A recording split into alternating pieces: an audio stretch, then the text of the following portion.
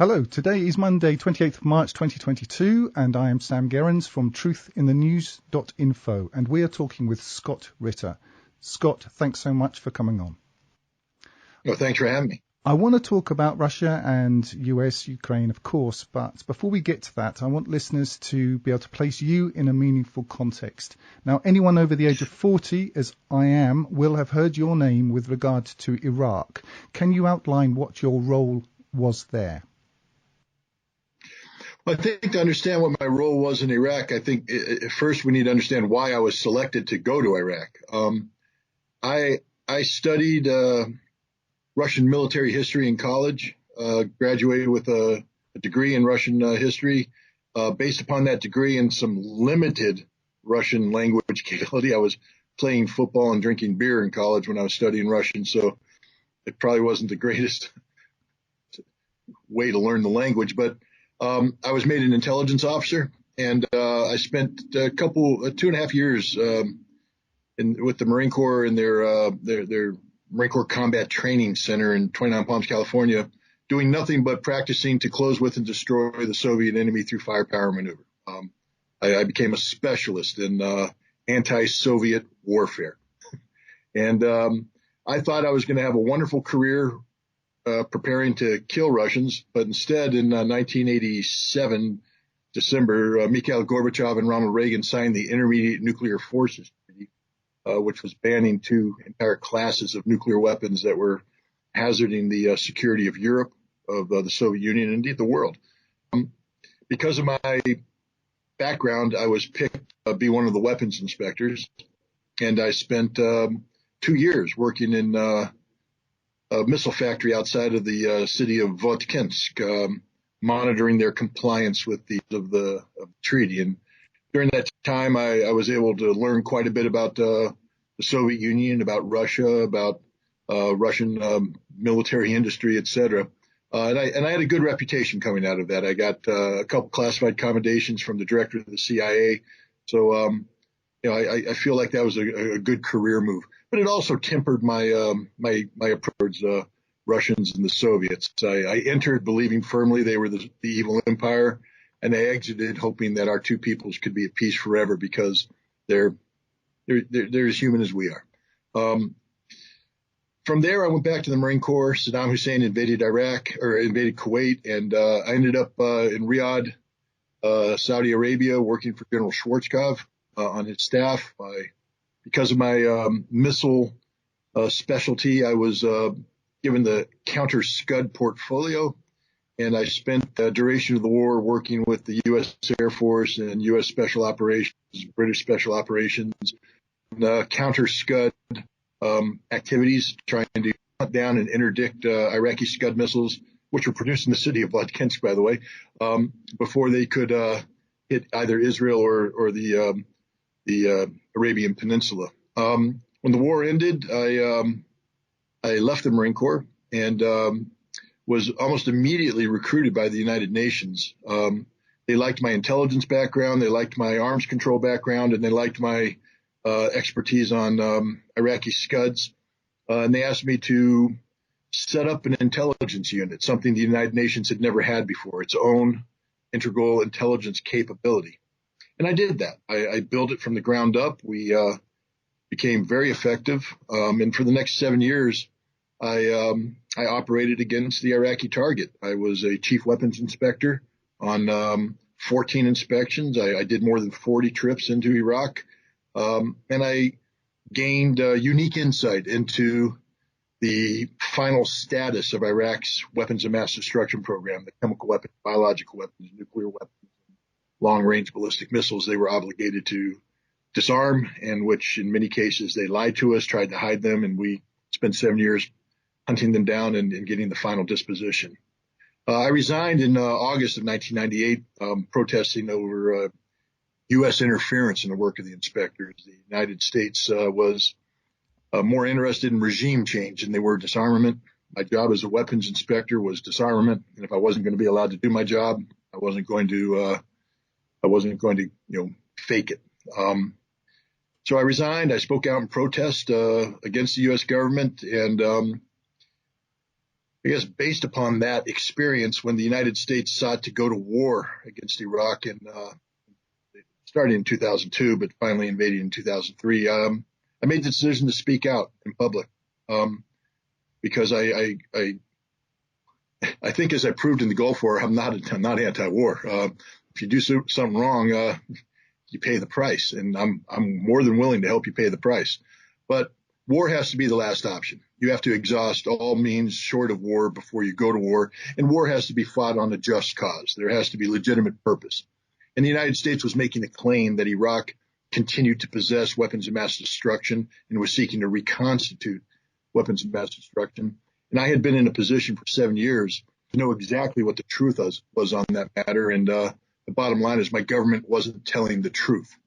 So I decided to speak out and seek to empower the American people, and indeed the world, as much as they would be willing to listen, with the facts, so that they could, best make an informed decision on a very difficult issue. Unfortunately, my work fell on primarily deaf ears when it came to the people who counted, and we went to war. And I think history speaks to the negative outcome of that misadventure. We destroyed a nation. We set in motion events that destabilized an entire region, still paying the price today for that instability. And we also endorsed a notion of preemptive war that Russia has, in fact, copied in justifying their actions against Ukraine. So, I find it a little bit hypocritical for us to be screaming illegal war of aggression to Russia when they actually did a better job of justifying their need for preemption, using the same doctrine of preemption that the United States crafted to justify their intervention in Iraq.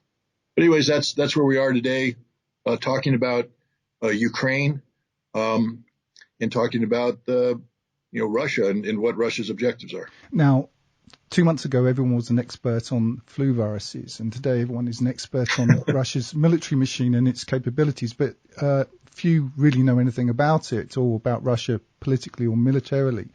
You genuinely are an expert on the Russian military machine and its capabilities, and were before it became popular. Could you sort of outline what you know, or maybe not the details, but why it is you are an expert in this field? Well, as I said, when I joined the Marine Corps, and again, this was back in the 1980s, so I'm not going to pretend that my active military service is fully applicable to today. But I was very good at what I did, and what I was doing was helping the units that I was assigned to prepare to fight the Soviet target, the Soviet enemy, which means you had to have an intimate knowledge of the enemy. I mean, know your enemy is, Sun Tzu, one of Sun Tzu's basic precepts in the art of war. And I knew my enemy. I studied them inside and out, their tactics, their operations, their strategies, their equipment, their training, from the enlisted to the officers. And then, even when I was a weapons inspector, I mean, in the Soviet Union for 2 years, I came in contact with Soviet officers of every stripe, strategic missile forces, the interior troops, the railroad troops, the Air Force. And, I got to speak with them, talk with them, and further my knowledge of Soviet military. Now, when I was with the United Nations, I, of course, was working the Iraqi target, not the Soviet target, but during the Russian target, because now we're talking about the collapse of the Soviet Union and the rise of the Russian Federation. But I had frequent interaction with Soviet military personnel and Soviet intelligence personnel who were assisting the United Nations. And because of my background, we more often than not had discussions about the state of the Russian military, etc. With the rise of Vladimir Putin post Boris Yeltsin, I paid close attention. And another reason why I paid attention to the Russian military, too, is my wife is from Georgia, the Republic of Georgia. And in 1992, 1993, there was a short but violent civil war and a war of succession waged by Abkhazian minorities in the province of Abkhazia, supported by what they call the Mountain Federation, the Chechens, the Ingush, and others, and the Russian military. Now, the reason why I had a particular interest in this is that my wife's father, at that time a 63-year-old academic in an agronomy institute, was drafted into a provisional rifle company, and he defended a bridge, and he was under attack constantly. We talked to him. His unit actually held the Kelisuri Bridge.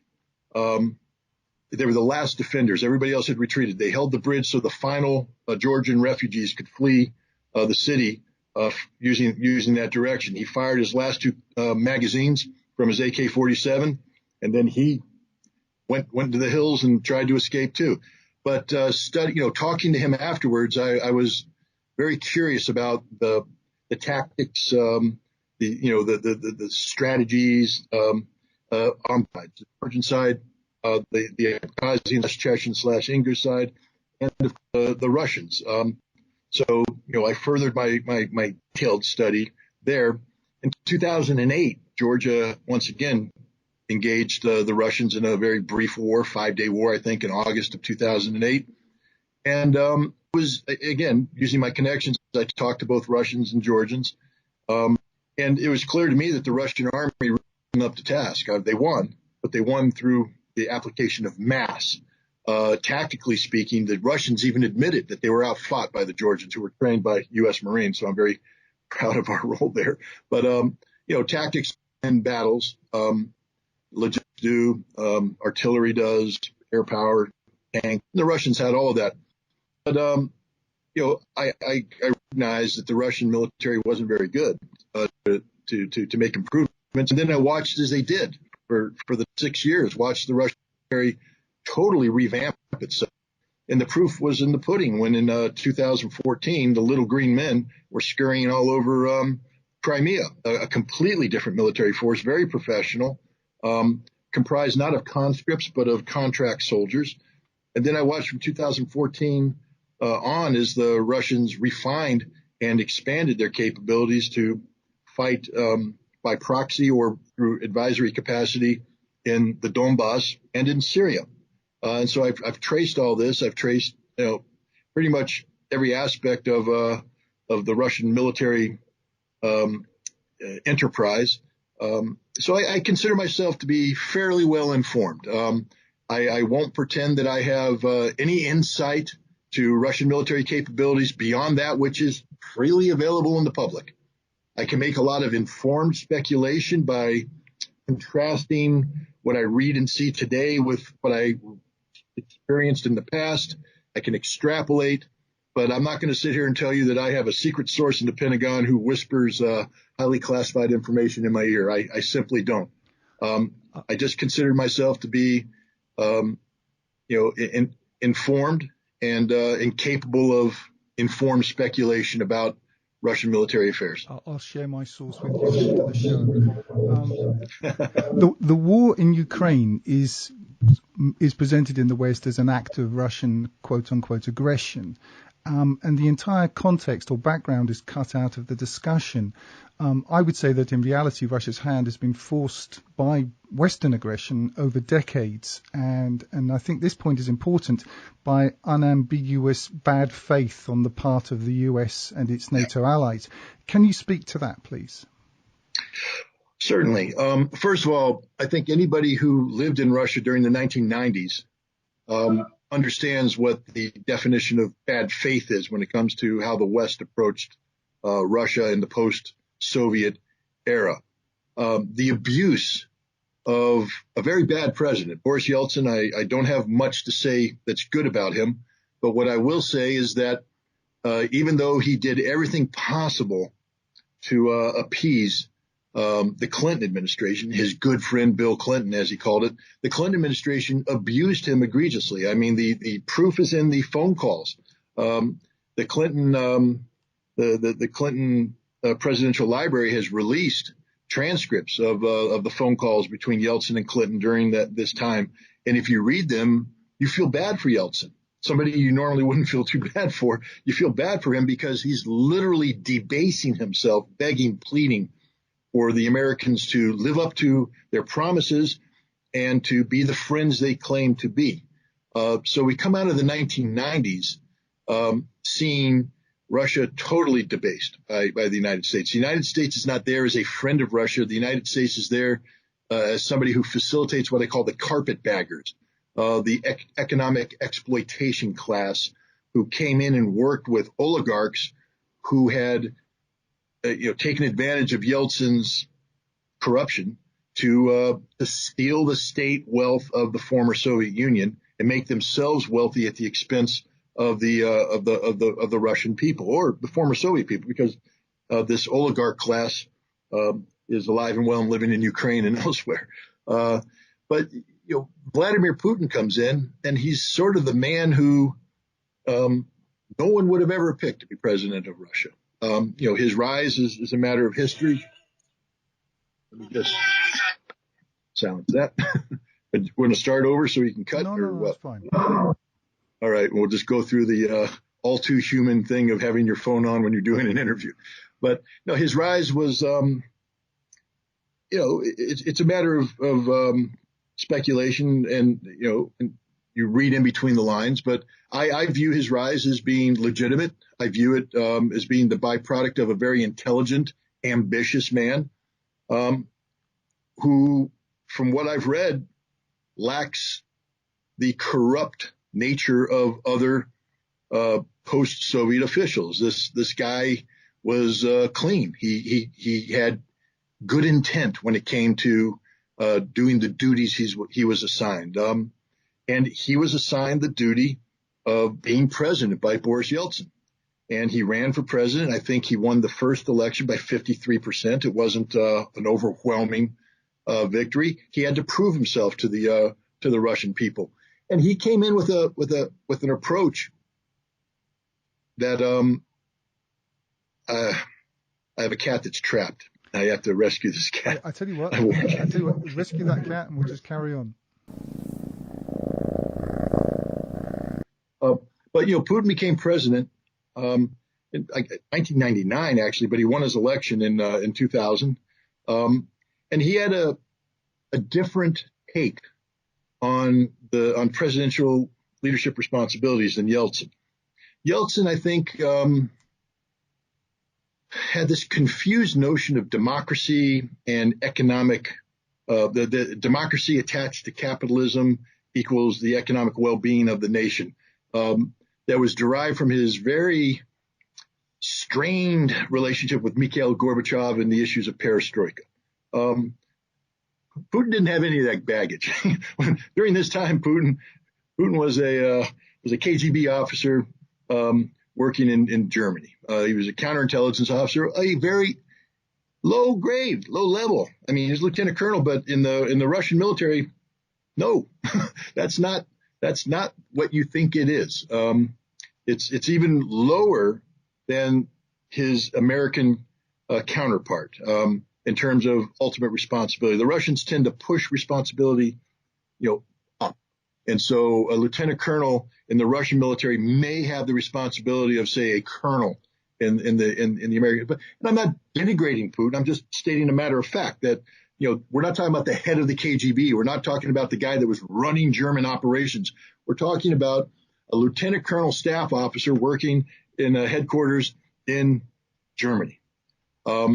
So his perspective as leader was, I think, summarized in a speech he gave that's been quoted, but I say misquoted, where he said the greatest, and I'm paraphrasing here because my memory is not what it used to be, but the greatest tragedy in the past century was the collapse of the Soviet Union. And everybody's like, oh, see, he's in love with the Soviet Union. I'm like, no, if you study Putin, actually, you'll find out that he's very frustrated with the Soviet Union. And he's not enamored of the role of Stalin and others. He views it as very he respects history. He respects the role that Stalin played in the growth of the Soviet Union and the establishment of Soviet power and things of that nature. But he doesn't embrace the tactics. He's not somebody who's out there applauding the gulag, just the opposite. So the rest of the sentence is what matters. Because overnight, tens of millions of Russians became homeless, people without a home. That's the tragedy. That's the disaster that Putin was looking into. How does Mother Russia take care of its people who have been, through no fault of their own, stranded on foreign shores that are oftentimes, for instance, in the Baltics and Ukraine, hostile territory? How do you take care of these people? And so this was the challenge facing Putin. How do I, as a leader of Russia, take care of all Russians? One of the problems that Putin was wrestling with was the issue of the economy. He inherited a broken country, a broken economy. And the path that Putin seemed to take was through the West. He wasn't rejecting the West. He didn't say that, trying to, work hand in glove with capitalism was a bad thing. He just needed to make sure that it was done in a manner that best met the needs of the Russian people, not the Russian oligarchs. And I think early on he had a rather pointed confrontation with the oligarchs where a deal was made. You get to keep your ill-gotten money as long as, again, you can live in your mansions, you can have your yachts, you can do all that stuff, but you got to work in Russia. You got to help the Russian people. Your industries have to be honest. They have to comply with Russian law, etc. And you have to stay out of politics. If you stick your nose in politics, I will bloody your nose. And he did. There are several oligarchs whose noses got bloodied, were given jail sentences, and are now residing overseas, speaking ill of Putin. I think any rational observer of Russian affairs will realize that Putin was right, they were wrong. So economically, Putin is looking to the West. The problem is the West is a problem set that goes beyond the economic question. It's a geopolitical question. And here's where Putin ran into a brick wall. When Putin was in Germany, Germany was divided. A lot of people today tend to forget that Germany used to be called Nazi Germany. And Nazi Germany invaded the Soviet Union in June of 1941. And over the course of the next 4 years, between 23 and 32 million Russians, or Soviet citizens, depending on how you add up the numbers, were killed as a direct result of that war. It was brutal. Villages, cities, towns, entire countryside was laid to waste by the Nazis. And the Russians fought a very, very deadly war to push them out and eventually defeat Nazi Germany and capture the Nazi capital of Berlin. Germany was divided between Russia and then the Western Allies, the United States, France, Germany. And there was no peace treaty. It was a divided nation. Russia had been saying, we need to resolve this. We need to find a way to unify Germany. But what do we want with a unified Germany? Do we want an industrial Germany? Do we want an agronomy-focused economy? How do we prevent the militarization of Germany? How do we prevent the Nazis from coming back again? And the West went, nah, we think you're trying to put an iron curtain down across Europe. What we're going to do is form this military alliance called NATO, the North Atlantic Treaty Organization, and we're going to invite West Germany to be a member, thereby militarizing West Germany. So it was a mess. I mean, for the Soviets, I'm not here to pretend the Soviets were God's gift to whatever. We know that they brutally suppressed, democratic dissent in Hungary and East Germany and in Czechoslovakia. We know that in the late 1970s, early 1980s, they were doing the same in Poland. That there was a lot of dissatisfaction in Eastern Europe towards Soviet-style economic and political rule, with cause. But that doesn't change the fact that when we talk about Germany, Germany was, used to be Nazi Germany, and nothing ever happened that formally changed this to create an official status of what post-war Germany looked like. You had two countries, East Germany and West Germany, developing in parallel but totally separate from one another. Suddenly in 1989, I think November 1989, the economic disaster that was Eastern Europe collapsed. And the Berlin Wall came down, the wall that went up the year I was born, the month I was born, July 1961. And I've been to Berlin when it was occupied. I have gone through checkpoints Alpha, Bravo, and Charlie. I know what occupied Berlin looked like. I know what it stood for. And overnight, it disappeared. And suddenly the world was confronted with the reality, not the theory, but the reality of a unified Germany. And what does that mean? Now, even though the Berlin Wall went down, there were still 450,000 Soviet troops stationed in East Germany. And the question that Mikhail Gorbachev was asking NATO and the United States is, what do you want? We recognize that Germany is unified. We understand it's a reality, and we aren't going to change that. But before I take my troops out of here, I want to know what's going to happen when they withdraw. Because at this time, the Warsaw Pact was still intact. Poland, Hungary, Czechoslovakia, Romania area were all part of a Soviet military alliance. So the only question being addressed was Germany. What do we do about the territory of East Germany? And the agreement he got was, if the Russians leave, we guarantee that NATO will not expand into Eastern Germany. That was the thing, not 1 inch eastward. And we know that the United States and others made that agreement because there's documents and there's a memorandum that certify this. We also know that when the Warsaw Pact collapsed, NATO understood the German agreement to expand to the Warsaw Pact. There was talk about, well, we can't go into Poland because of the agreement made with Gorbachev. So any notion that, well, it was a German-only agreement is slapped down by the reality of history. But expand they did. And you have to ask yourself, why? Why is NATO expanding? Now, during this time in the 1990s, we were looking at the dissolution of Yugoslavia. And there was a tremendous amount of instability in Europe.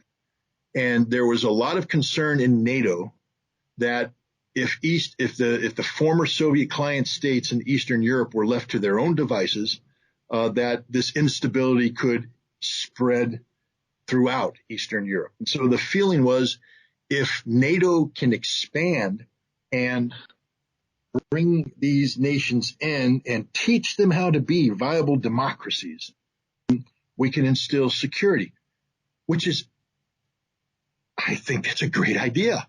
I'm all in favor. Nobody wants to see Yugoslavia replicated throughout Europe. It was just a disaster. But the problem was, how do you deal with the Russians? I mean, to give you an example, there was a treaty called the Conventional Forces in Europe Treaty. It was done, it was negotiated at a time when you had NATO and the Warsaw Pact. And the idea was to reduce the amount of military hardware forward deployed in the, along the line of contact.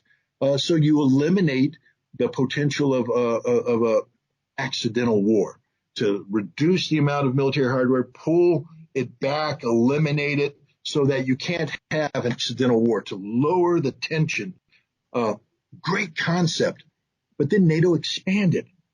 And Russia, which had done calculations in terms of its force allocation based upon the reality of Warsaw Pact, was suddenly dealt with a reality where there's no more Warsaw Pact, B, the Warsaw Pact is becoming NATO, and C, some of those NATO members entered after the Conventional Forces Treaty had been signed. For instance, the Baltic states, Latvia, Estonia, Lithuania.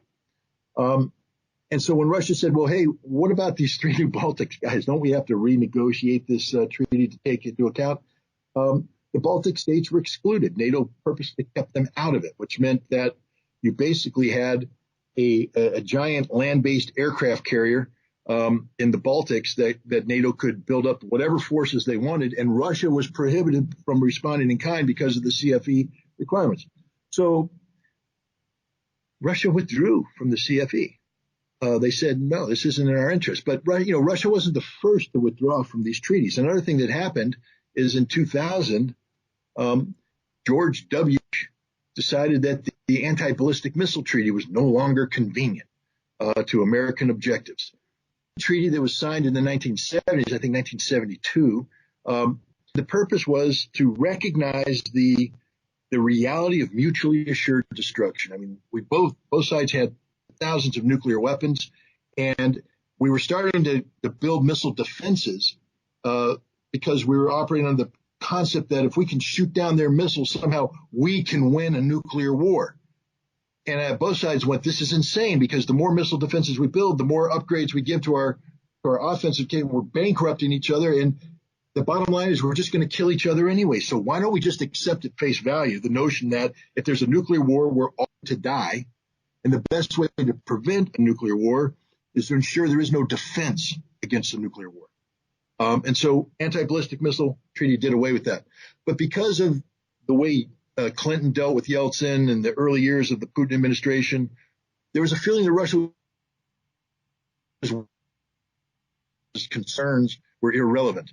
And so even though Russia protested withdrawing from the ABM, saying this is very dangerous, you only create the conditions for a new arms race, in anyways. And then we followed up by deploying into the former Warsaw Pact countries of Poland and Romania our own anti-ballistic missile capability that we claimed was oriented against Iran, but Iran doesn't have a missile that can reach. The only missiles that can be shot down are Russian missiles. So it became clear to the Russians that NATO expansion was not only creating an unstable conventional capability, i.e. with all the forces that would be brought into but creating a nuclear instability as well.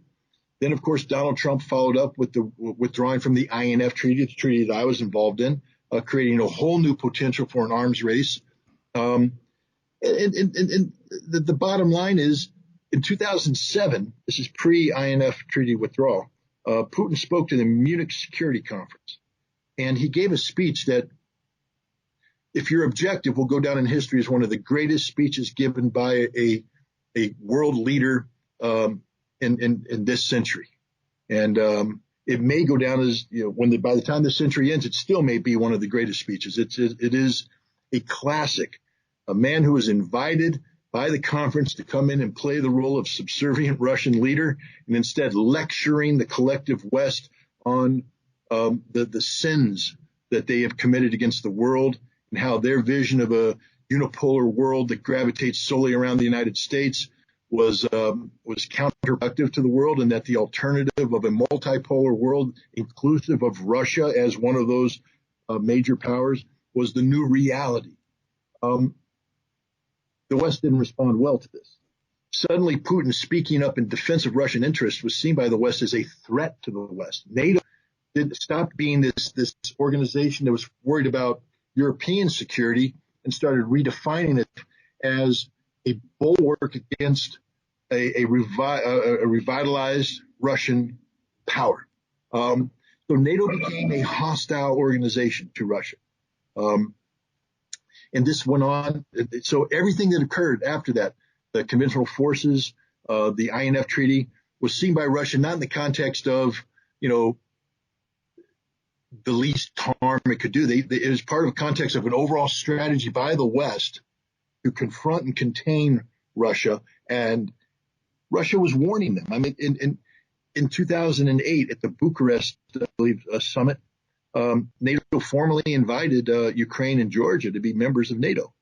And Russia said, no, no, this is a red line. And how do we know that the West heard this message? Because in February of 2009, William Burns, who was the U.S. ambassador to Russia at the time, wrote a memorandum called Niet Means Niet. We only have access to that memo because of Julian Assange and WikiLeaks, who published it. Otherwise, we'd be ignorant of it. But the secret memorandum basically outlined in accurate detail the Russian concerns over expansion. And then it said, we assess the Russian concerns to be legitimate, meaning not that we agree with them, but that these are genuine concerns from Russia. This isn't simply political rhetoric. This isn't gamesmanship. This is real. No means no. And then the conclusion of this memorandum is the shocker. if the West continues to expand and ignore Russia's concerns, Russia will have no choice but to turn its concerns into a military operation targeting Ukraine. It will destroy Ukraine. It will cost Ukraine the Crimea and the Donbass. This was written in February 2009. The West ignored it. They continued to expand. Russia kept putting up flares saying, stop, this is dangerous. This is of concern to us. In 2014, well, let's even back up further. Starting in 2009, there was a change in regime in Washington, D.C. The Bush administration left. Barack Obama came in. He won the 2008 election, became president in early 2009. Obama was advised by a Stanford academic named Michael McFaul. And Michael McFaul was of the new school of American Russian expert that defined Russia in the person of one individual, Vladimir Putin, and defined Vladimir Putin as the personification of evil, a dictator, an autocrat, a tyrant, and that the United States could only have good relations with Russia if Putin was no longer in power. Now, Putin had served his 2 terms that were permitted by the Russian Constitution. So he concocted a deal with Dmitry Medvedev where they swapped positions. Putin became prime minister, Medvedev became president. You can tell how ignorant McFaul and company were, that they didn't understand what was going on, that this isn't a genuine reflection of Russian democratic intent. This was a power game played by Putin so that he could stay on in power. And you can't blame him because, I mean, at that time, Putin had zero confidence in Russia as a democratic country. It's one thing to let the Russian people decide. But because of Boris Yeltsin's decade-long subservience, Russia was dominated by outside powers, foreign powers that were using intelligence services and non-governmental organizations to take control of so-called Russian democracy. So if there were an election, it wasn't going to be the will of the Russian people that was reflected. It would be the will of foreign powers reflected through these organizations that were corrupting Russian democracy. And so Putin's perspective was, I would be destroying Russia if I allowed an election, a genuinely free election to occur under these conditions. Therefore, it's incumbent upon me to continue to try and rebuild Russia from the inside out. And I need Medvedev to come here and play a little game with me where he's going to be president for 4 years. And then I'm going to come back in because the Constitution doesn't prohibit me from coming back in for another 8 years after that. So that was the game being played. Somehow McFaul and others believed that this was an opportunity for the United States to conduct regime change in Russia. The reset.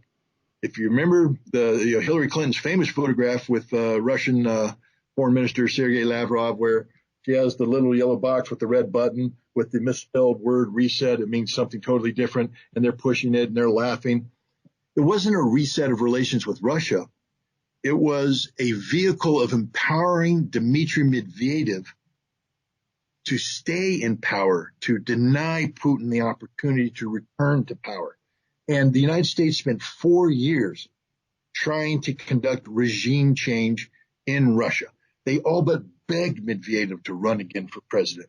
And when Medvedev said, no, I'm flipping it around, they were betrayed. And the extent to their betrayal, that you saw their betrayal, is the way that Hillary Clinton, I think in the fall of 2011 during the election, just railed against Putin, called him vile names, and encouraged the Russian people to rise up and protest against him. And Putin rightly said, this is the United States government interfering with a Russian election. And we were. But when, Putin became president, I think March, he got sworn in, March of 2012. And from that moment on, the Obama administration steeled itself that it could not have good relations with Russia, that this was going to be a confrontation.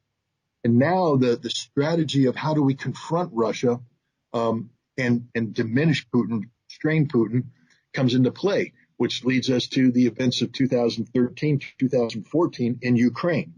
Ukraine had long been identified by the American intelligence community as the key to Russia's regional geopolitical power, that if Russia could control Ukraine, either directly or indirectly, Russia could get strong, but if the West could strip Ukraine away, that Russia would get weak. And so now again, the focus is regime change in Russia. That's still the American objective. It's not articulated as such, but the hope is to make Putin so weak that he can be overthrown through democratic means that we control. We sent Michael McFaul to Russia as the ambassador. And as the ambassador, he continued to work with these democratic movements to undermine Vladimir Putin. And then we orchestrated regime change in Kiev, getting rid of a pro-Russian president, Viktor Yanukovych, and replacing him with hand-picked. I mean, one only needs to listen to the phone call of Victoria Nuland to U.S. ambassador about what was going on and who's going to replace Yanukovych. My man Yat, speaking of a Ukrainian politician who went on to be prime minister, we handpicked this. We did this. We orchestrated the revolt, and in doing so, we empowered virulent nationalism that normally resided only in Western Ukraine and parts of Lvov and elsewhere, but now we turned it mainstream in Kiev. We militarized it through this violent overthrow of Viktor Yanukovych, and now Ukraine became the nightmare of Russia. These nationalists sought to disassociate themselves from Russia and the Russian language and anybody who spoke it. They passed laws, they brutalized Russian populations, and this led Russia to annex Crimea in defense of the Russian people. It did so through a military operation combined with a political operation, the referendum.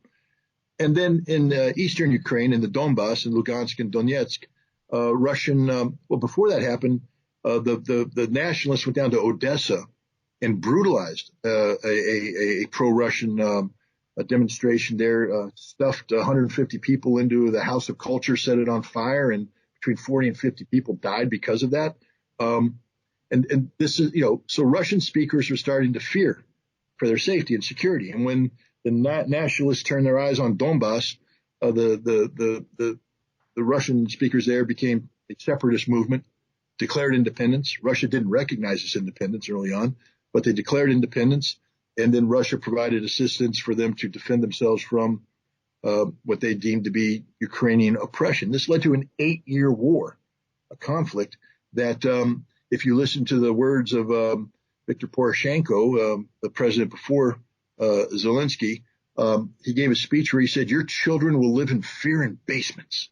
We're going to pound them with artillery while my children will go to school," and things of that nature. So the Ukrainians knew exactly what they're doing. It's an 8-year campaign of terrorizing the Russian population.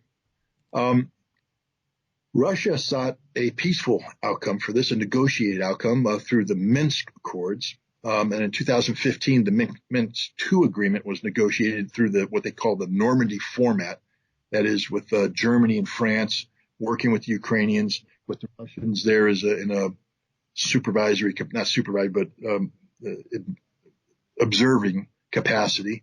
And the deal was made that that Lugansk and Donetsk will stay with Ukraine, but there will be a special autonomous status given to them that protects their Russian culture, their language, their heritage. This was unacceptable to the neo-Nazis and the nationalists. They threatened to kill any Ukrainian president who implemented Minsk, and they redoubled their efforts to wage war. Sometime in 2021, it became clear that Ukraine was, we'll even back up before this. After the Maidan Revolution and the fighting in Donbass broke out big time, NATO stepped in and started training the Ukrainian army, turning it from a classic post-Soviet era military force into a NATO clone. There's a military base in western Ukraine that from 1915 on was training 5 battalions of Ukrainian forces a year to NATO standards. That means that they are interoperable with NATO for the express purposes of sending these battalions to the Donbass to kill Russians. That's 40 battalions that were trained in this fashion. There were other training areas that trained other Ukrainian forces to NATO standards. But NATO wasn't just training a NATO proxy. NATO was training a NATO proxy that was focused on killing Russians. I mean, that's just a statement of fact. It's a DoD slide Department of Defense slide that I'm referring to.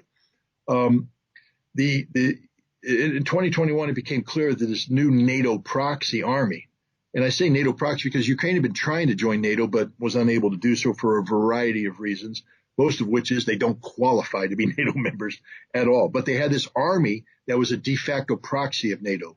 Fact is, it was more of a NATO military than some of the actual NATO militaries in terms of their training and their capabilities. They're far more of a NATO force than, say, Bulgaria or Romania in terms of their ability to, be interoperable with NATO. And this NATO army started to mass in eastern Ukraine, and there was concern on the Russian part that the Ukrainians were going to make an attack into Lugansk, and build up its own military in response to this concern. And so we had a situation where the matter was coming to a head. And Russia kept saying the easiest way out of this, guys, is for Ukraine just to say, we don't want to be a member of NATO, and they become neutral. And we know you don't want them to be a member of NATO. They can't be a member of NATO. So why don't we just make this easy? But instead, the West fell on their sword on this issue of open door policy. There is no such thing as an open door policy. NATO, the admission of new members is governed by Article 10 of the NATO Charter. It's not automatic. If you want to join NATO, you don't have an inherent right to join NATO. Membership in NATO is by the membership deciding that another nation, if they join, would enhance the security of the organization. And no one can make any argument that Ukrainian membership enhanced NATO security. All it is create the potential for conflict with Russia, which, again, back to the United States, appears to be the objective here, to destabilize Russia by sucking them into a new Afghanistan, to bleed Russia dry, create economic and political instability inside Russia for the purpose of regime change. This is a regime change operation. But Russia decided, Russia recognized the trap, and they gave the West an opportunity in December, 2 draft treaties that would have resolved this issue overall. The issue of Ukraine and the issue of a European security framework that would be acceptable to Russia, that would push NATO's military buildup back to 1997 levels in respect to the agreement made by Gorbachev and the West in 1990. The West ignored it. And Russia warned. They said, if you ignore this, then we have only one option, which is the military technical option. Now, it appears that Russia originally only intended to resolve the Donetsk Donbass.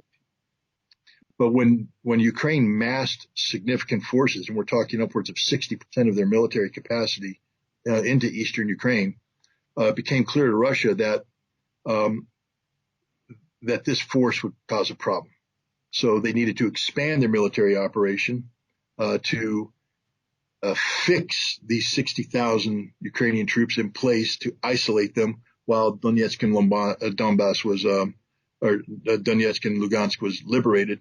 But you also needed to fix in place the rest of the Ukrainian army. So there were operations from the south and from the north. From the south, I think, to create a land bridge with Donbass to capture the town of Mariupol. To the north, threaten Kiev, so you fix the Ukrainian army in place there. And Russia launched this operation. Now, people say it's an illegal war of aggression. I'll let the international lawyers come up with a final conclusion, but I will say this: that Russia did cite Article 51 of the United Nations Charter, which is one of two ways of legitimizing the use of military force. It's a self-defense clause, and people will say, well, Russia wasn't attacked. No, but there has long been the notion of the legitimacy of preemptive self-defense, that you don't have to sit there and wait. It's derived from an incident, I believe, that took place in 1837 in the United States called the Caroline Affair, where the United States and the British got into a little bit of a bang-up, and the British beat the Americans up preemptively by saying, you guys were threatening us, and so we're not going to wait for you to attack. We're going to take you out. And international law embraced this conclusion that preemption that self-defense can include preemption when the threat is imminent and there's no other alternatives.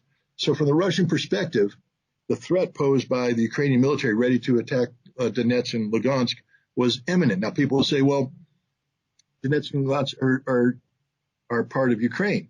Not when they declared independence. Okay, but now they're not part of Russia.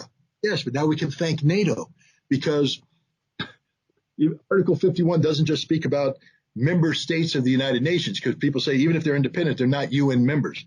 What they are is part of a regional security arrangement, the same category of which NATO falls into. If you recall, in 1999, NATO attacked Serbia without any UN authorization. They cited Article 51, the doctrine of preemption, and they justified it based upon what they called the genocidal acts taking place inside Serbia against Kosovars. So they attacked. The United States used the doctrine of preemption to justify going into Iraq, citing the imminent threat of Iraqi weapons of mass destruction. Now, the thing that is common to both of these is they were both made-up threats. There was no genocide going on in Kosovo. There were no weapons of mass destruction. But when Russia cites the same doctrine of preemption, working in concert with its regional security arrangement, Donetsk and Lugansk, to preempt a Ukrainian attack, that's real. And to respond to Ukrainian genocidal actions. Now, genocide's a strong word. I personally don't buy into the notion that the Ukrainians were committing genocide in Donbass. But they were killing far more Russian-speaking civilians than Serbia was killing Kosovars when genocide was cited as an excuse in Serbia. So it's not Russia that has diluted the meaning of genocide. It's the world that has. And so Russia is simply using the language of the West to justify its. A legal scholar may still be able to find fault with Russia's construct, as they have found fault with the American construct in 2003 and NATO construct in 1998. But what they won't be able to find fault with is the justification. That everything that Russia has listed as being that which justifies the legitimacy use of force is fact-based and true. And in this case, Russia's claim to legitimacy is far more valid than the claim the United States made in 2003 or NATO made in 1999. Scott, we've established your credentials, I think, excellently, and expert knowledge here on this subject. And lest we forget, this is not just another hassle, to quote Blair on Iraq too. The Ukraine war has brought the world to a point of political tension, at least in the public domain, unmatched since the Cuban Missile Crisis in 1962. That is, we're on the brink of World War III and adios muchachos. You'd think that since the end of all life on Earth affects everyone, people would be motivated to understand the reason for it all. My point is this. Were journalism in the West anything more than a simulation, media representatives there would want to talk to people who genuinely understand what is going on and why. Yet the Western media rolls out experts who, to my mind at least, are clearly invested in the military-industrial complex and who present a cartoonish picture of the situation. But if World War III becomes a thing, their stock is not going to be worth anything. My question is this, why are you not on mainstream media daily, Scott? When I was doing the Iraq thing, after my resignation, because as a weapons inspector, I stayed away from the media. I mean, everybody wanted to talk to me. I wouldn't talk to anybody because my job wasn't to make the media happy. My job was to disarm Iraq. But when I spoke out against American policy, I took on a different role, one which I viewed myself as a vehicle of explaining fact-based data to the American people through the vehicle of the media. That was the appropriate work. And for a while it worked, but what I found out is the media doesn't care about facts. The media cares about perception. And as long as I was being perceived by certain media outlets as attacking Bill Clinton, I was welcome. But the moment I was perceived as being inconvenient to George W. Bush, I was attacked. with Iraq, I came to the table with such gravitas and such legitimacy of information, meaning that I was uniquely positioned to speak about this. I couldn't just be dismissed. And in fact, I traveled to to Iraq in September of 2002 to address the Iraqi parliament. Very bold gambit on my part to try and convince the Iraqi government to allow weapons inspectors to return without precondition, because at that time, Bush and Blair had just said, because there's no inspectors in Iraq, we don't know what they're doing. We have to assume the worst, and therefore we're going to go to war. And so I told the Iraqis, you guys got to let these inspectors back in, or else you're going to be annihilated. And you know what? They did. They invited them back in. And so suddenly I got another window of opportunity with the Western media, because I was now seen as legitimate.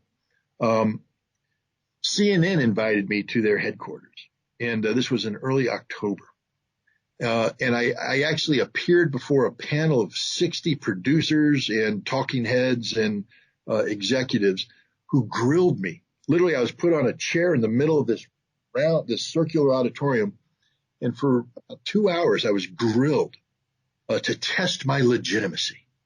And at the end, the senior executive stood up and said, "All right, I think he's passed the test.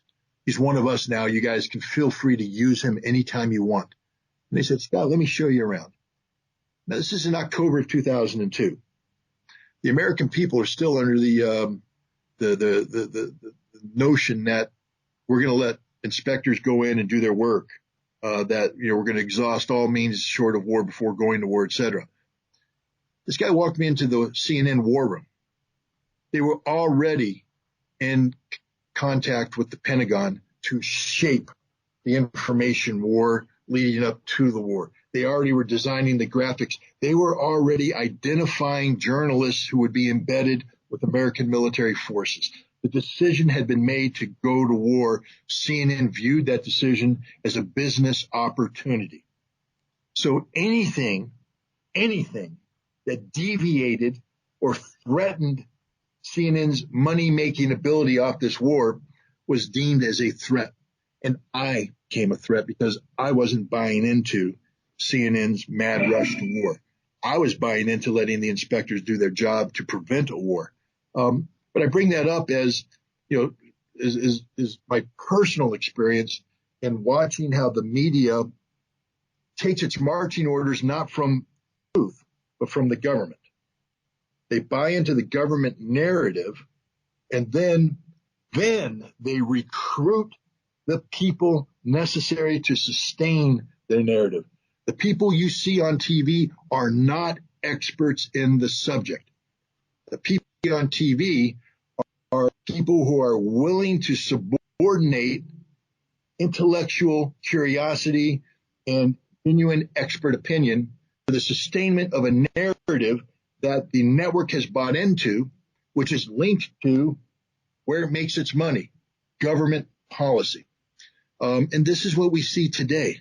I mean, we just see for CNN and MSNBC and all the major networks basically serving as an extension of the Ukrainian Ministry of Information, the Ukrainian Ministry of Defense, the Pentagon, and the State Department. Because all four of those entities have commonality and purpose. So anybody you see on TV right now, and I'll just say this, and I'll say this to their face, they're no longer experts. They are paid information prostitutes. Their job isn't to provide sound analysis, fact-based assessments. Their job is to sustain the narrative script that has already been approved by the higher ups. And we see this. I mean, somebody like Lieutenant General Mark Hertling, he's on CNN. This man was, commander of U.S. forces in Europe. You think a thing or two. Has literally, he was any military strategist or anybody familiar with military history and doctrine rolling in their graves, because he is just saying things that are just so far removed from reality. And it's embarrassing. If I were him, I would be embarrassed. And he's in control with himself. First, before the buildup, before the war. The Russians don't have enough troops to take Kiev. Kiev's a city of 3 point some odd million people. We're only talking about 200,000 troops. They can only bring 40,000 to bear on Kiev. So, this isn't serious. The Russians aren't serious. They're not going to, then the Russians invade. And suddenly it turns into, well, the Russians haven't occupied Kiev, so they're failing. Well, wait a minute. You just told me they couldn't do it with 40,000. So the fact that they're not doing it with 40,000, does it mean they're failing, or does it mean they have another military purpose? Maybe their military purpose is to come in with 40,000, threaten Kiev sufficiently because it's the nation's capital, so that Ukraine must pour resources that could be diverted to the major fronts, away from the fronts, to confront the Russians there, pour those resources in, fix them in place, and then suck additional reinforcements as you wage a war of attrition up here. It's not a war of geographic expansion. It's not a war of seizing the city. It's a war of attrition where 40,000 troops are tying down over 100,000 Ukrainian forces in place who can't go anywhere else and who are dying in large numbers. But Hertling, the military professional, should be able to say this. I know he knows this. I know because I know how he's trained. I know what his background is. But he can't say it because his job isn't to tell the truth to the American people. His job is to be this information prostitute on behalf of CNN. And they all are. Anybody you see. So you ask, why am I not in there? Because I'm not an information prostitute. My message is totally inconvenient for mainstream media. Now, I describe the Western media presentation as emotional carpet bombing, and I hold the copyright on that term, by the way. So the narrative is essentially based on hysteria and triggers, which we see in things like cancel culture. I see it as Salem witch hunt meets Black Lives Matter, something in that sort of region. Is there any place for reason and logic, or are we forever locked now into a tyranny of gush? Well, there clearly there's room for reason and logic, and I'll say it this way: the Ukrainian government has been overloading the media with a message. We need a no-fly zone. We need a no-fly zone. We need a no-fly zone. Now, ask yourself why they would be saying this. It's because they know they're losing the war, and as politicians, you need to come up with the stab in the back doctrine. You remember the stab in the back, what the German army after World War I said, we weren't losing the war, but our politicians stabbed us in the back, we had to withdraw. So now you've created at the beginning of this conflict some myths.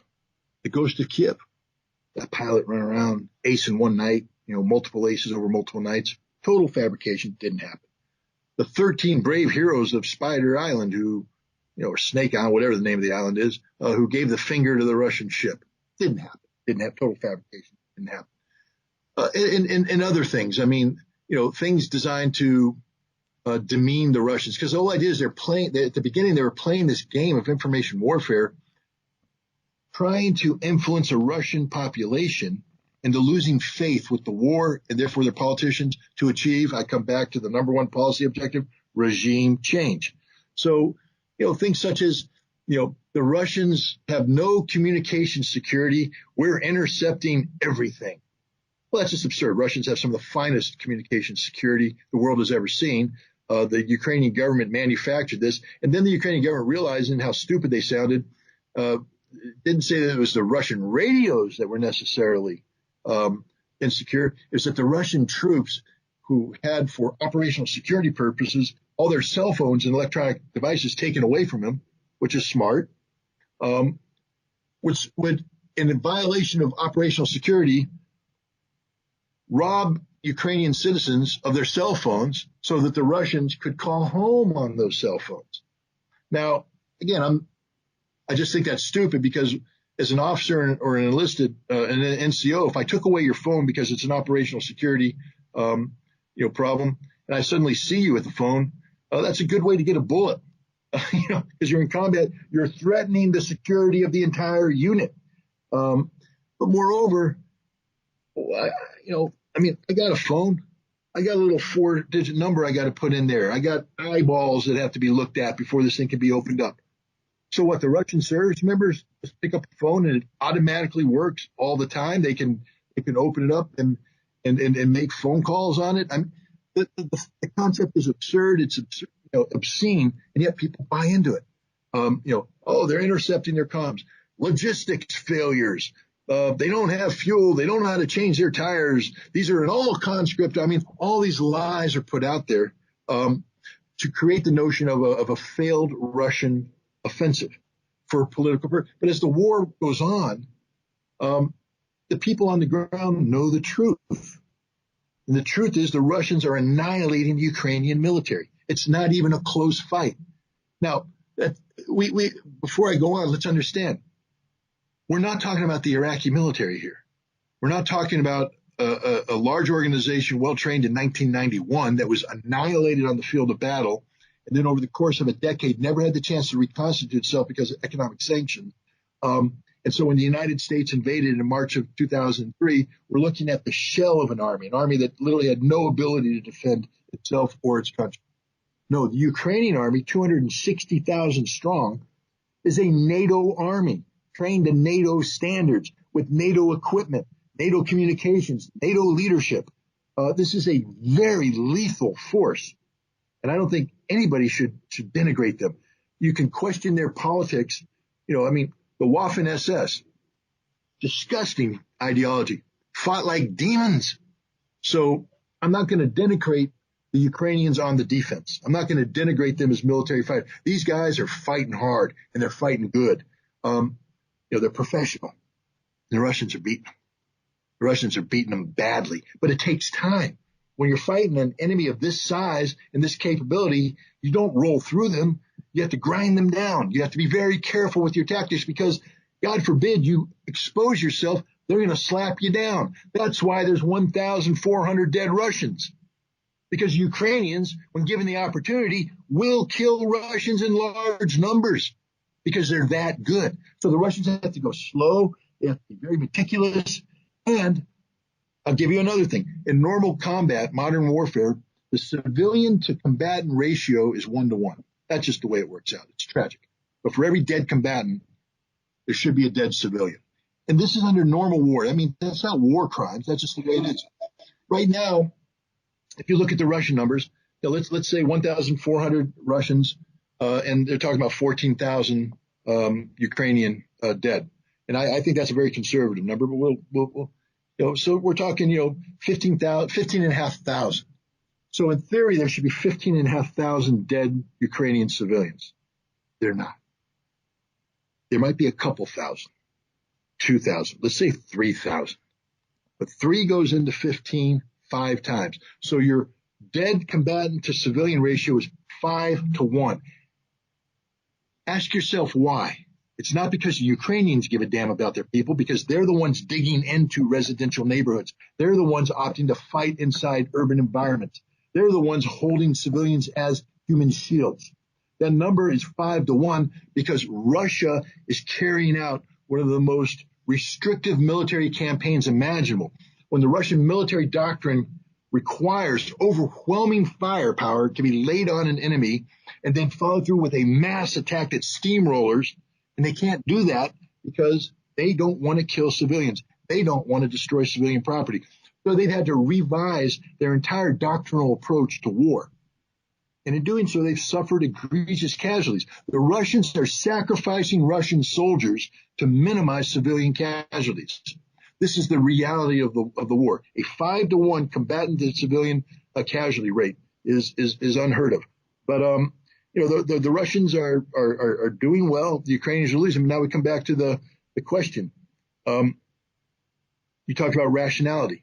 The Ukrainians right now are asking for a no-fly zone. They're asking for unrealistic amount of weapons because they're trying to create an excuse for their defeat.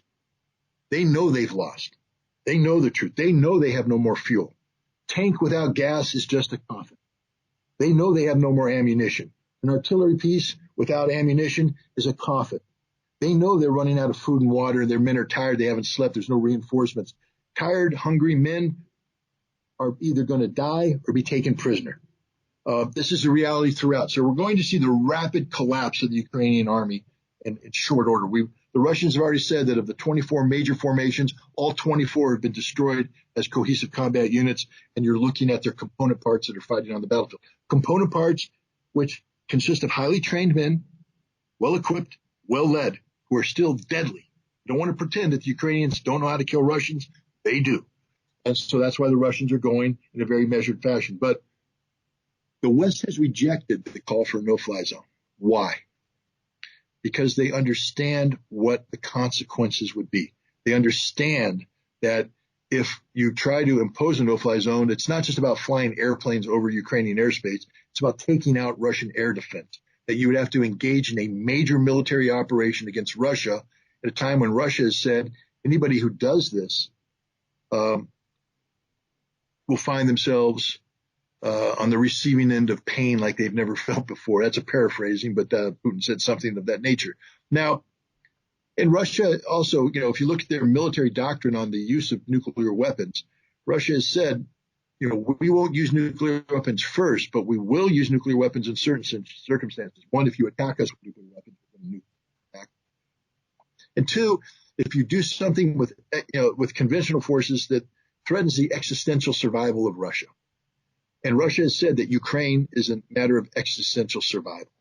So Russia would view any effort by NATO to disrupt or reverse what Russia's trying to accomplish in Ukraine as an existential issue, one which could result in the use of nuclear weapons. This is why Russia fired two Kinzhal missiles. These are hypersonic missiles. They didn't need to fire them to take out the target they were going. They could hit that with a Caliber, one of their cruise missiles.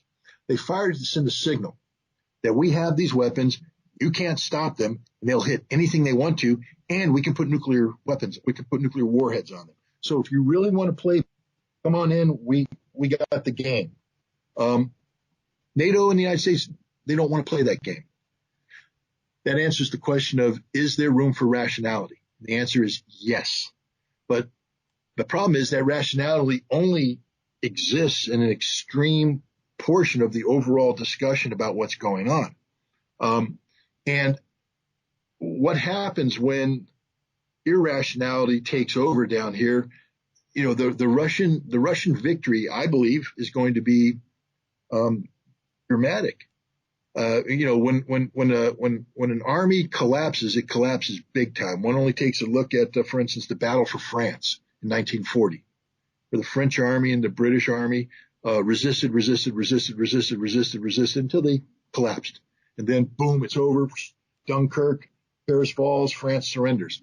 I believe we're coming to that culminating point sooner rather than later, where the Ukrainian military is going to collapse. And when that happens, we've already seen the insane talk about maybe no-fly zone, but how about a humanitarian corridor that's protected by NATO peacekeeping troops? Well, why would they want to do that? Because you're going to have 12, 15, 20 million refugees. How does Europe absorb them? They can't. So if you don't have rational thinkers, and you have this irrationality taking place, some bad decisions could be made that could have consequences. So I think right now we're walking that razor's edge between the rational and the irrational when it comes to Ukraine. If we allow the irrationality to spill over and create the conditions for a NATO-Russian conflict, you and I could be sporting 200,000 or 200 million degree suntans, before we know it, because there's no such thing as limited nuclear war anymore. It'll be total nuclear war, and the world will cease to exist. Now, the West is, in my view, quite delusional and sort of on the side of irrationality, at least in its public presentation, and talking about war crimes tribunals for certain people. I agree that they are on the cards, but I don't think it will be Russians in the dock. I listen carefully to what comes out of the Russian Ministry of Defense and its diplomatic representatives, and it's factual and rational, almost to the point of banality. I believe, I could be wrong, but my view is that the official Russian version is either close or identical with reality. And the reason I believe that is that I think that they are preparing for future legal procedures. And as a case in point, one could mention the US biological research laboratories in Ukraine. Varies number, but I've had up to 30 cited. Now, I don't believe the US stroke NATO is going to be able to get out of this by using shaming language, flat denials, ad hominem attacks, and appeals to fictions of their own creation. Russia has evidence, it has facts. Do you think that US credibility could survive an objective review of the evidence that Russia, at least it seems to me, is in the process of amassing? Well, credibility is derived from perception, not reality. And I think that, one of the unfortunate byproducts of this, of the current state of geopolitical relations between Russia and the West, is that the West is pre-programmed to accept at face value anything negative about Russia, without question. So it's not as though the American public is sitting back going, I'm really, really anxious for all the facts to come out so I can make my own independent. They've bought in. They either watch Rachel Maddow and are foaming at the mouth. They watch Don Lemon and foaming at the mouth. They have their little news outlets that they get their information from. And, Russia can literally do nothing right, and everything wrong. But you are correct. We know, Russia doesn't respect the jurisdiction of the International Criminal Court. So I don't see Russia taking a case to the ICC. What I do see is Russia forming a tribunal, a Russian tribunal, where they're going to put Ukraine and the neo-Nazi ideology on the docket. And they are acquiring a tremendous mass of information. They'll put the United States on the docket. They'll put NATO on the docket. And they will publish the facts. And that means now it's a record of history. And it'll be difficult for any objective observer to just ignore that. The West will have nothing. They'll have a government in exile, which will deny everything while they live in their $35 million homes in Miami. They'll have a NATO that's been discredited, but too busy figuring out how not to fall apart, than to focus on Russia. And now the United States, which will have lost all credibility, in the world. I mean, why anybody still trusts us, I don't know, after Afghanistan, but nobody will trust us after Ukraine, after the Russians put everything out there. At some point in time, there will be, an accounting. I think the Russians have been assiduous in their conduct. Is it possible that individual Russian soldiers or individual Russian units have, violated the laws of war? Absolutely. And I believe that if that is documented, I think the Russians will, as part of this tribunal, hold their own people to account, because the Russians Russia is sacrificing lives to do this right. I mean, and so I can't see the Russian government having put Russian blood in the soil of Ukraine for the purpose of doing this right, allowing an individual or a unit to besmirch and destroy what is happening, to disgrace the sacrifices. So I do see the Russians doing this right. I see the Ukrainians doing everything wrong. They're doing nothing right. There's horrible allegations of war crimes that are being made. I can't verify the videos that people are showing. I can't confirm that this is true. But if it is true, then shame on Ukraine, on the perpetrators of these horrifics.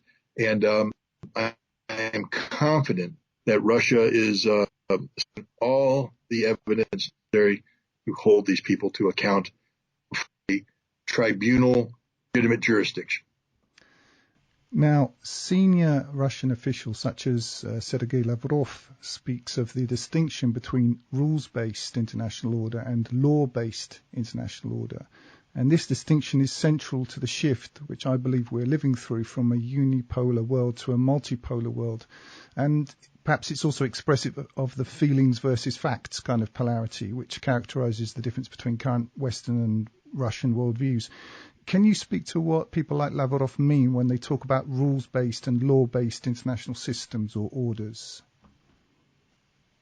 Sure. At the end of the Second World War, the world went through a great restructuring, geopolitical restructuring. Prior to World War II, we still had giant colonial powers, Great Britain, France, the Dutch, and others. After World War II, the colonial powers were in the decline. The States had emerged as the singular economic power in the world. And the United States used its economic power combined with its military power and its diplomatic reach to define how the world will function in a post-World War II environment that revolved around the notion of American economic supremacy. So when institutions were created like the bank, the International Monetary Fund, et cetera, this was done based upon an American model that presupposed American dominance of the system. If one takes a look, for instance, at George Kennan, the American diplomat who wrote the long telegram that served as the foundation of containment theory, the thing that he was writing in response to wasn't Russian military aggression or anything like that. He was writing because the Russians refused to sign on to American economic dominance of Russia, that America was offering aid packages to Russia based upon the dollar and all. And Russia said, we're not going to let the dollar come in here.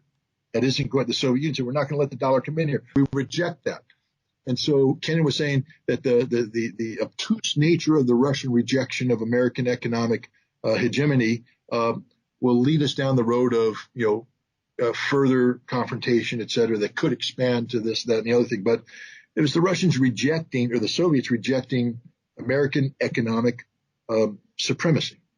But the rules-based order is about American economic supremacy, backed up by American military power capable of being projected anywhere in the world, and American diplomacy that was positioned to dictate outcomes America wanted through the application of military and economic influence. This is the rules-based international order.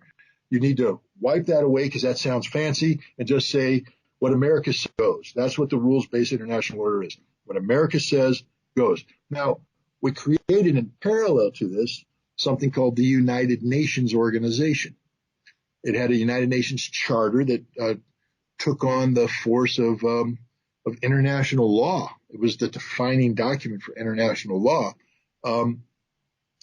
But the United Nations Charter was held hostage to the Security Council, which, 12 members, 5 of whom are permanent members, the Soviet Union, China, United States, France, Great Britain. And what happened during the Cold War is that they would just veto each other to insignificance. The United Nations became a paralyzed organization. With the collapse of the Soviet Union, the Russians who took over the Soviet seat, and the Chinese communists who were given the seat in the 70s from nationalist China, both decided that the best way forward wasn't to try and recreate something new or to create something new, but rather to breathe legitimacy into the United Nations system, that they would insist that a law-based international order be promulgated, not based upon what they were dictating, but what was already agreed by the world, the United Nations Charter and the laws that came out of it, not what America was dictating, but what the world had already agreed to. And so this is the approach that the Russians and the Chinese are taking together. We saw that on February 4th when President Putin met with President Xi in Beijing, and they promulgated a 5,000 plus word joint statement. And in there they specifically said, we reject the rules-based international order, and we are going to replace it with a law-based international order founded on the principles of the United Nations Charter.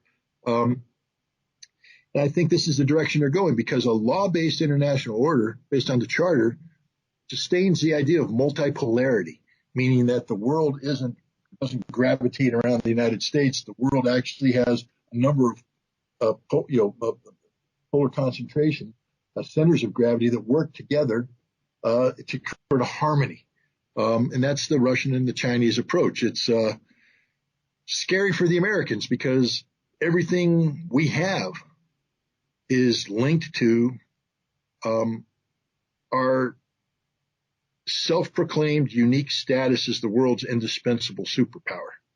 In the moment that the world stops recognizing us as this, our system will collapse. I don't know how far down it will go because we're still a viable nation. We still have power. We still have, greatness, but we're not the sole source of power and influence in the world today. That's just a statement of reality. Even Joe Biden recognizes this where he says, there's going to be a new world order, but we have to lead it. Well, no, that's just the old world order redefined. And the new world order isn't one person leading. It's a bunch of people influencing. And the United States is going to have to learn to live with that new reality if we don't commit suicide, collective suicide in the process. And I'm talking about, thermonuclear general war with Russia or China. Well, leaving nuclear war, the happy subject of nuclear war to one side, in your view, which countries will suffer most from the sanctions against Russia and why? There's great potential for the third world to suffer egregiously because they have been building up, economic models that mimic what they think is the efficiency of the West. And what I mean by that is in the West today, everything is done for the maximalization of profit. So we eliminate as much waste as possible. So we work on very narrow margins of efficiency where we're producing at maximum output, but we need supplies. We need a supply chain to come in on time so we don't keep warehouses full of spare parts and things because that's inefficient. We minimize storage. We maximize output. And if there's any disruption in that chain, then the system collapses because we no longer have depth to produce things. We don't have a warehouse full of spare parts or component parts. And many of the industries in the West that take loans, for instance, from the World Bank or the International Monetary Fund are built on the notion of this kind of economic efficiency. And it's not just with industry, but with agriculture and everything. And so if you're dependent upon wheat coming in, if you're dependent upon component parts coming in, on energy coming in, you don't have this giant storage. So any disruption in that disrupts everything. And I believe that developing nations of the third world are more at risk for interruption of their supply chains and their food chains, especially food chains. I think there's a great risk of global famine from this conflict as wheat is denied to the global market and there's no replacement. And the thing about, I can live without a computer chip for my cell phone. I'm not going to die if my cell phone stops working. I am going to die if I can't eat. And this is a problem. The next is Western Europe. Again, these economies of efficiency are about to have a rude awakening. I believe we could be looking at what I call a come to Jesus moment, where the West isn't taking Russia's demand that they pay for gas in rubles seriously. I don't see Russia backing away from this, and I don't see the West prepared to do this. So I think there's going to be a period of time where no gas goes to the West, and they don't have a plan B. There just literally isn't a plan B. And when that happens, the German economy will collapse instantaneously, followed by France, followed by the rest of Europe. And the only way they're going to uncollapse it is get the energy back up. And the only way they're going to get the energy back up is to accede to Russia's demands, which is the end of NATO unity, et cetera, et cetera, et cetera. So, there will be that. The United States economy is a little bit buffered, but we will have residual impact. We're not going to starve, but our energy prices are going to go sky high. And when they go sky high, that means the price of everything else goes sky high because We're an economy that's dependent upon the ability to transport commodities, large distances. And, we use trucks. Trucks use diesel. And when diesel prices go up, that price is going to be passed on to the consumer. And we're also in a situation with high inflation. So paychecks are going to remain stagnant. Inflation is going to eat into the value of that paycheck. And then the high cost of fuel and everything else is going to eat. So America is going to suffer. We could be looking not only at a recession, but an actual depression, thanks to Joe Biden and his policies. China, I think, will be the least impacted, followed by Russia. I actually think that Russia has thought this through. I think Russia has paid attention to the threats of America in the West, and they have thought through their policy options.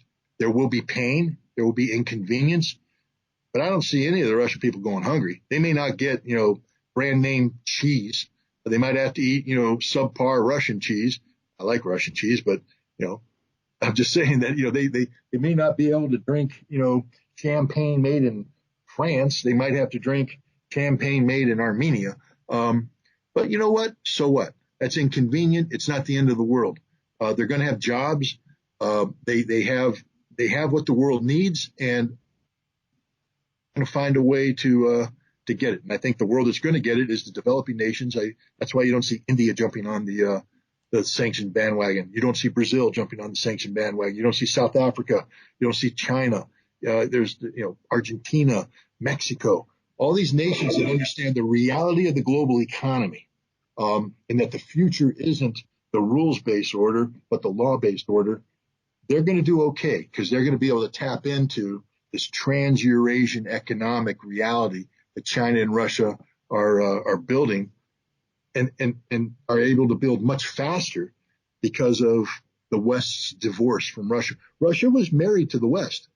It was a marriage of inconvenience. Russia, Putin wasn't happy about this, but the bottom line was, some people say up to 20% of the Russian electorate was so interwoven into the Western economy that Putin would never have been able to survive politically this kind of divorce on his own. If he had done this on his own volition, he would have lost the support of 20%, and it could have cost him electorally at the ballots. But he didn't do the divorce. The West did the divorce. They freed up Putin, and they also freed him up another way. Putin, these oligarchs have been a nightmare, a constant nightmare to Putin. He didn't know what to do with it because they do have tremendous economic power that, especially when so much of your constituency is interwoven to the West, you can't just shut them down. Bravo, West, you shut down the oligarchs. You solved one of Putin's biggest political problems by just totally cutting the oligarchs off at the knees. Now Putin's divorcing from the West. He doesn't have to fear the power of the oligarchs anymore. He will dismiss them, and Russia will emerge from this, in my opinion, a much stronger, resilient, logical country economically and eventually politically. How effective is Russia in explaining itself to the West? And do you think it cares anymore what the West thinks of it? Well, the first answer is Russia's horrible about explaining itself to the West. Absolutely horrible. And you can see that with this military campaign. I mean, the Russian Ministry of Defense, as you said, is putting out I believe, an accurate and honest, but extremely rudimentary daily briefing. And they infuse it with some propaganda elements, feel good, hey, boom, boom, we're doing great, here's the video. But they don't explain anything. They leave too much to the imagination. Meanwhile, the Ukrainians are dominating the narrative. So here we have a nation that's most likely suffering horrific losses on the battlefield and facing imminent strategic collapse. And yet the world is convinced they're winning the war. And they're convinced that Russia is losing the war. If things were going the way the West wanted, Vladimir Putin's popularity rating should have plummeted down to Joe Biden levels. I mean, this guy, he should have gone from 68 down to 40, down to 30, and then he could genuinely be under political risk. He's over 80% now, I believe. So it doesn't matter which now comes to the second part of your question. Because it doesn't matter. Russia doesn't care. Russia, there's not anybody in Russia right now losing sleep because CNN is shouting that they're losing the war. No Russian leader is popping, Alka-Seltzer tablets because of indigestion brought on by the conclusions of MSNBC or Fox. If anything, it's a source of entertainment for them, to watch it. But frankly speaking, I think they're a little busy right now. They just don't care because Russia is divorced from the West. The West just keeps saying, well, the Russian people don't know the truth. The Russian people know what they need to know. But if you think what you're selling is the truth, you're wrong. First of all, Russia would only care about what the West thinks if Russia was still connected with the West. They're not. Russia has lost or is rapidly losing the capacity to be influenced by the West anymore. And that doesn't mean economically. It means from a cultural standpoint too. And once you de-link Russia culturally, then the Western news cycle is no longer relevant. And I personally, as somebody who lives in the United States, wish the Russians were far better at selling what they're doing in Ukraine. But if I were a Russian leader, I wouldn't give a damn what Scott Ritter thought, because Scott Ritter is irrelevant as a grain of sand, as is every other American commentator. I only matter here in the United States insofar as I can influence an American public to move down a path of sanity. But the Russians don't care anymore. They don't care that America, they don't care about the irrationality of the American voting population anymore. They just don't care. It doesn't matter. All they care about is keeping the United States from doing something stupid, which is why I think is the only reason why I think there's still a U.S. ambassador in Moscow right now. Because if Russia wasn't worried about, the potential of spinning out, I think they just shut down the embassy, because the United States doesn't matter. We've made ourselves irrelevant. Literally, we've made ourselves irrelevant by trying to punish Russia. The only way our punishment works is if Russia cared. If Russia would lose sleep over, the Americans, them, if the Russian economy continued to be interconnected with the West. The greatest strategic mistake the West made was just delinking our economies through sanctions, because the greatest source of influence they had over Russian decision-making was the economy. And it could have been manipulated indirectly, more clever than sanctions. Russia could be going through some very difficult times domestically if the United States had just played this right. But instead of thinking rationally based upon a sound understanding of the Russian problem, thinking irrationally based upon the need to influence an American domestic audience for domestic political reasons.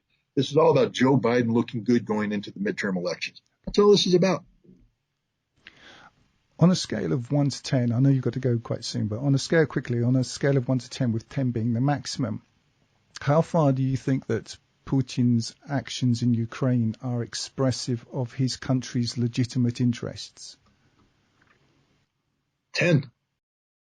I mean, and I say this as somebody who,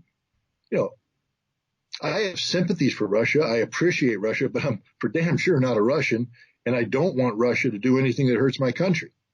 But so I'm American. I'm not here to toot Putin's horn. But I'm also somebody who has studied Russia and understands the Russian reality and how Russia thinks it should exist with the world. And I'm somebody who's not threatened by how Russia thinks it should exist with the world. And therefore, I have no problem saying that it is 100% legitimate in its stated objectives. Now, if Russia seeks to go beyond that, then I would take umbrage and be, and probably have a different assessment. But if Russia's objectives are to achieve neutrality in Ukraine, to declassify Ukraine, and where the political imperatives require to bring justice to the Russian-speaking population of Ukraine, and if that means that they become part of Russia or become part of a Russian independent entity, so be it. Ukraine's, to me, has lost all legitimacy. They no longer factor in as a legitimate global partner. And in doing so, redefine the European security framework reality in a manner that brings balance to Europe. Not Russian dominance. I would never support that, but balance, where neither side is threatened by the other, where they can live peacefully, peaceful coexistence, even in an environment where it is economically and culturally detached from Europe, which it would be a great tragedy, but that seems to be the direction we're heading in. But from my perspective is right now, Russia is 100% justified in doing what they're doing. The West had every opportunity from 2007 onwards to alter the trajectory of its policies, to learn to peacefully coexist with Russia in a manner that respected Russia's legitimate national interests without denigrating the West's legitimate interests. We failed to do this. Russia was given no other option but to carry out this military operation, and it's being played out to its horrific consequences. I don't want to minimize the loss of life and the tragedy that loss represents. Nobody should be dying except the Nazis. I'm sorry, I don't have any sympathy for them. I agree with you, but on the same scale, how far do U.S. actions in Ukraine express United States' legitimate interests?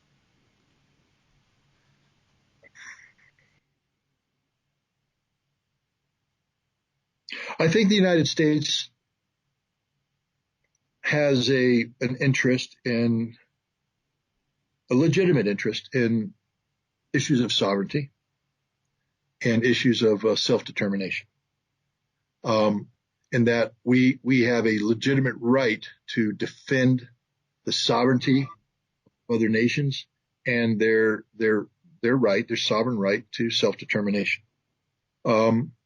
And if that's what was going on in Ukraine in a vacuum, I would say the United States would be right to pursue that. But I don't think Russia is threatened by legitimate Ukrainian sovereignty and legitimate Ukrainian expressions of self-determination.